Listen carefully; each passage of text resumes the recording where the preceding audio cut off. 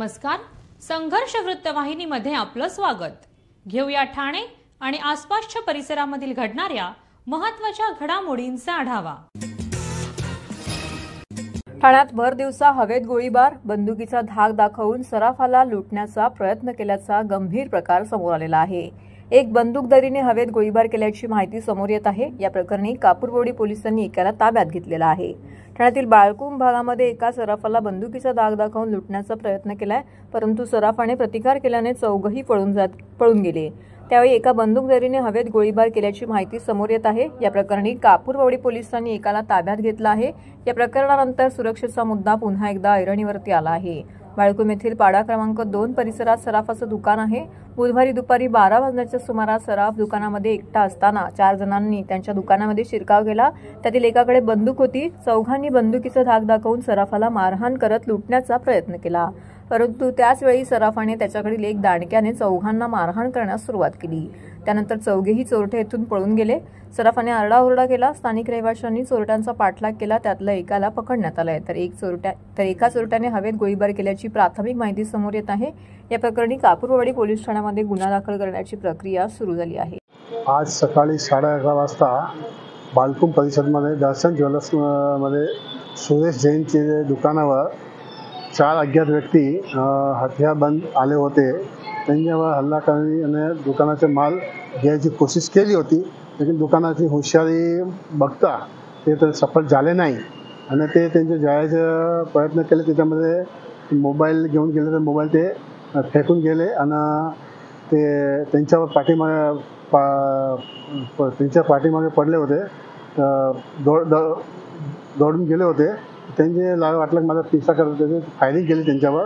तरी त्यांचा स्टाफ ते समोरून बघतो होतो, तरी त्यांच्या मागे लागून एक सदस्यांना लोकांच्या आजूबाजूच्या व्यक्तीला सहयोगाने एकला पकडले। ज्यांच्यावर हल्ला करण्याची कोशिश केली आहे ते दर्शन ज्वेलर्सचे मालिक आहे, सुरेश जैन आहे आणि त्यांची आता स्थिती बरोबर आहे, काय तकलीफ नाही आहे। आपण कोण आहात? मी ठाणा गोडबंदर ज्वेलर्स असोसिएशनचे अध्यक्ष म्हणून आहे, पंकज जैन।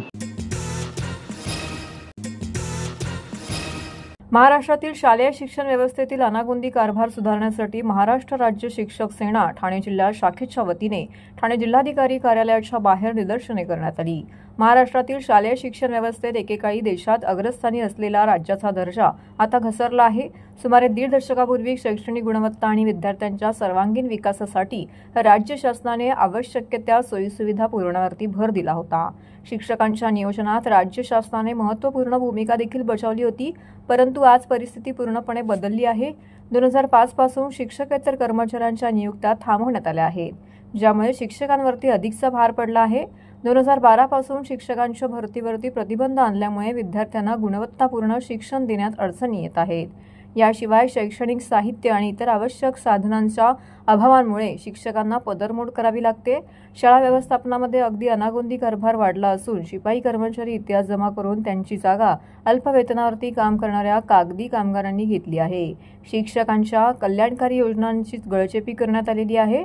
नवीन पेन्शन योजनेत कर्मचाऱ्यांचा असंतोष वाढत आहे, कारण ती योजना त्यांना निवृत्तीनंतर स्वाभिमानाने जगण्यास अपुरी ठरते। या सर्व समस्यांच्या पार्श्वभूमीवरती शिक्षक वर्गाने शासनाकडून तात्काळ हस्तक्षेप करण्याची मागणी केली आहे।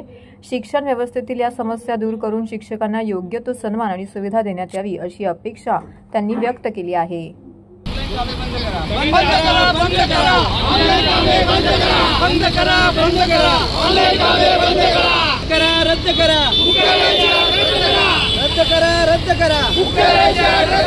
या ठिकाणी राज्यव्यापी महाराष्ट्र राज्य शिक्षक सेना यांचे जे आमचे महाराष्ट्राचे हेड आहेत जो अभ्यंकर साहेब यांच्या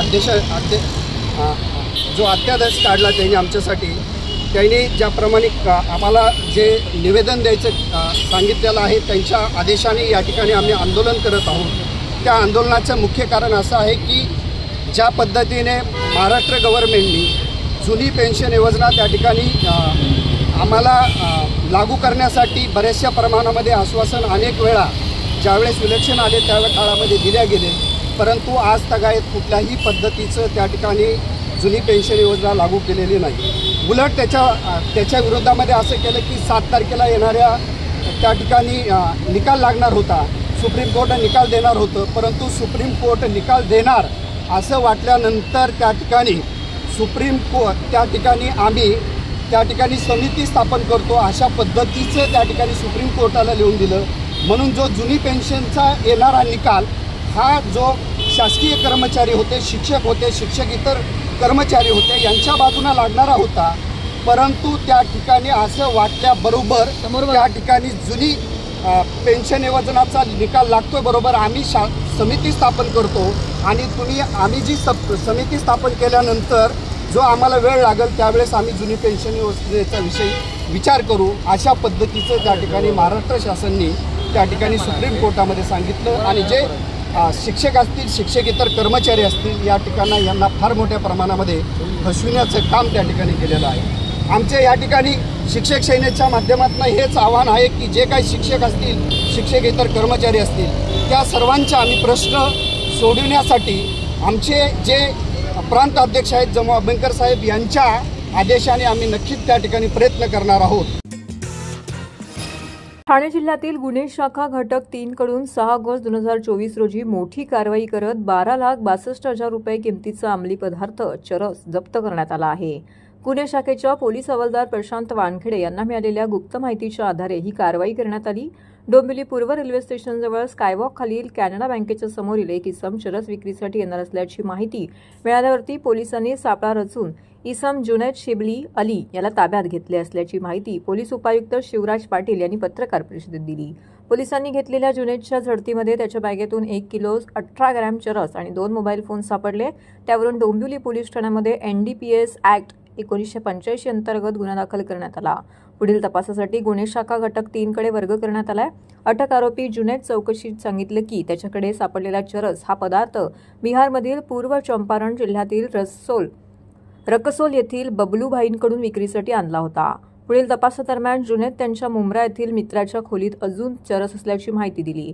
त्यानुसार गुन्हे शाखेने पथकाने तेथे जाऊन 1 किलो 23 ग्रॅमचा चरस जप्त केलाय. आरोपीने आणखीन कबुली दिली की 1 किलो चरस सैराट उर्फ राहुल अण्णा गृहिले या व्यक्तीला विक्रीसाठी दिला आहे. या प्रकरणातून एकूण 2 किलो 41 ग्रॅम चरस ज्याची बाजारात किंमत 12,48,000 रुपये किलो आहे असा मुद्देमाल जप्त करण्यात आला आहे. पोलिसांनी या प्रकरणी अधिक तपास सुरू ठेवला असून इतर आरोपींचा शोध सुरू आहे. घरफोडीचा तपास चालू असताना युनिट 1चे सिनियर PI दिलीप पाटील यांच्या त्यांच्या टीमला एका आरोपीची माहिती मिळाली. त्या अनुषंगानं त्याला ताब्यात घेतला असता त्याच्यामध्ये जवळजवळ 12 मोबाईल आणि काही सोन्याचे दागिने असे निष्पन्न झालेले आहेत.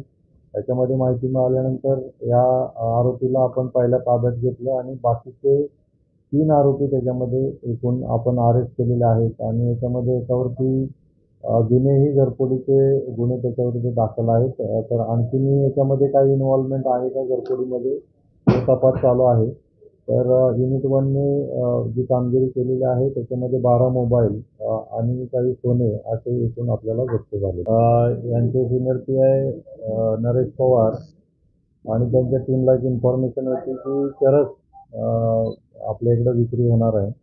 त्या अनुषंगानं ACP डिटेक्शन 1 शेखर बागडे साहेबांनी त्याच्यामध्ये ट्रॅप आयोजित केला पूर्ण टीमने आणि त्याच्यामध्ये आपल्याला एक आरोपी अरेस्ट झाला. त्याचं नाव जुनैद शिबली अली असं नाव आहे आणि हा राहणारा आहे मूळचा बिहारचा दरभंगाचा. आणि आपण याला याच्याकडून 2 किलो चरस त्याची किंमत जवळजवळ 12,62,000 आहे मार्केट रेट त्याचा आपण हस्तगत केलेला आहे. आणि याच्यात आणखीनही काही पुढे डेव्हलपमेंट आहेत. याला इंट्रोगेट केलं त्यावेळेला असं लक्षात आलं की हा नेपाळवरून हा बिहारमध्ये सप्लाय झालेला आहे हा माल आणि बिहारमधून आपल्या इथं हा डिस्ट्रीब्यूट झालेला आहे. आता याचं बॅक आपण ट्रॅक करत आहोत आणि याच्यामध्ये जे काही बिहारमधली काही लोक इन्व्हॉल्व आहेत आणि अशा पद्धतीने हे आंतरराष्ट्रीय व्यापार हा चरसचा चालत आहे. त्याच्यावरती आपण पुढच्या आरोपी अरेस्ट करून याच्याकडून माल हस्तगत होण्याची शक्यता आहे. अतिशय उत्कृष्ट कामगिरी युनिट 3 क्राईम ब्रँचने केलेली आहे या ठिकाणी. आणखीनही काही याच्यामध्ये डेव्हलपमेंट असतील तर आपल्याला ब्रीफ करण्यात येईल. भारतीय स्वातंत्र्य दिनाचा 78वा वर्धापन दिनानिमित्ताने ठाणे महानगरपालिका मुख्यालयात देशभक्तीपर गीते, नृत्य इत्यादी विविध सांस्कृतिक कार्यक्रमांचं आयोजन करण्यात आलं होतं. महापालिका शाळेतील विद्यार्थी, शिक्षक, कर्मचारी यांनी गायलेल्या गीतांच्या सुरावटींनी महापालिका मुख्यालय निनादून गेले. घरोघरी तिरंगा या अभियानाअंतर्गत 9 ते 15 ऑगस्ट या काळामध्ये विविध कार्यक्रम ठाण्यामध्ये साजरे करण्यात आले. त्याचा काळच साध्य आज महानगरपालिकेतील कैलासवासी नरेंद्र भल्लार सभागृहामध्ये साकार झाला. ठाणे महानगरपालिका शाळांमधील विद्यार्थी, महापालिका कर्मचारी, छत्रपती शिवाजी महाराज रुग्णालयाचे कर्मचारी व मीनाताई ठाकरे परिचर्या संस्थेतील विद्यार्थ्यांनी या देशभक्तीपर कार्यक्रमात उत्स्फूर्त सहभाग घेतला. या कार्यक्रमास अतिरिक्त आयुक्त 2 प्रशांत रोडे, उपायुक्त उमेश बिरारी, उपायुक्त जी गोदेपुरे, कार्मिक अधिकारी दयानंद गुंडप, माहिती व जनसंपर्क अधिकारी रवींद्र मांजरेकर, उपमाहिती व जनसंपर्क अधिकारी प्राची डिंगणकर व इतर कर्मचारी येथे उपस्थित होते. सीएसएमटी रेल्वे सेवा आणि कोकणात जाणाऱ्या गाड्यांना दिव्यात थांबा मिळावा यासाठी बुधवारी सकाळी दिव्यातील प्रवाशांनी हाताला काळ्या फिती बांधून आंदोलन केलं.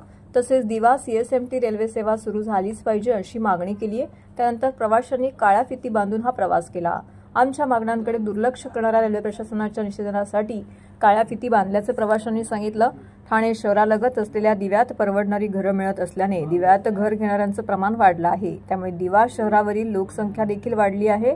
हजारो प्रवासी दररोज येथून दिवा ते ठाणा, मुंबई असा रेल्वे प्रवास करतात.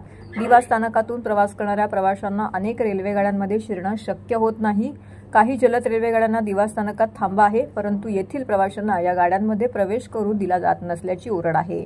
त्यामुळे दिव्यातील प्रवाशांचे इतर प्रवाशांसोबत वादाचे प्रसंग देखील उद्भवतात. जून महिन्यात समाज माध्यमांवरती एक व्हिडिओ प्रसारित झाला होता.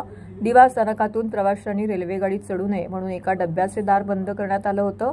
सुमारे वर्षभरापूर्वी रेल्वेगाडीत प्रवेश मिळाला नाही म्हणून महिलांनी रेल रोको करण्याचा प्रयत्न केला होता. दिवा स्थानकातून प्रवाशांची संख्या वाढू लागल्याने दिवा सीएसएमटी रेल्वेगाड्या सुरू करण्याची मागणी प्रवासी संघटनांकडून केली जात आहे. बुधवारी दिवा प्रवासी संघटनेने दिवा सीएसएमटी रेल्वे सेवा सुरू करावी तसेच कोकणात जाणाऱ्या रेल्वेगाड्यांना दिवा स्थानकामध्ये थांबा मिळावा यासाठी काळ्या फिती बांधून रेल्वे प्रशासनाचा निषेध करत आंदोलन केलं आहे. तसेच प्रशासनाविरोधात घोषणाबाजी देखील केली आहे. यावेळी प्रवाशांनी काळ्या फिती बांधून प्रवास केला आहे.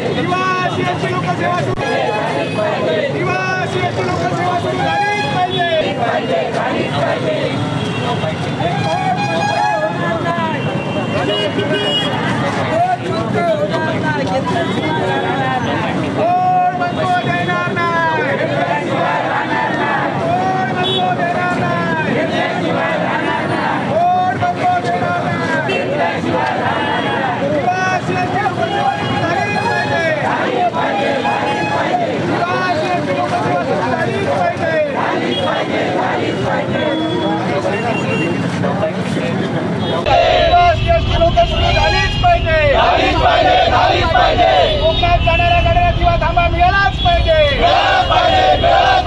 कोकणात जाणाऱ्या गाड्यांना थांबा मिळालाच पाहिजे. कोकणात जाणाऱ्या गाड्यांना दिवा थांबा मिळालाच पाहिजे. दिवा सीएसटी लोकल सेवा सुरू झालीच पाहिजे.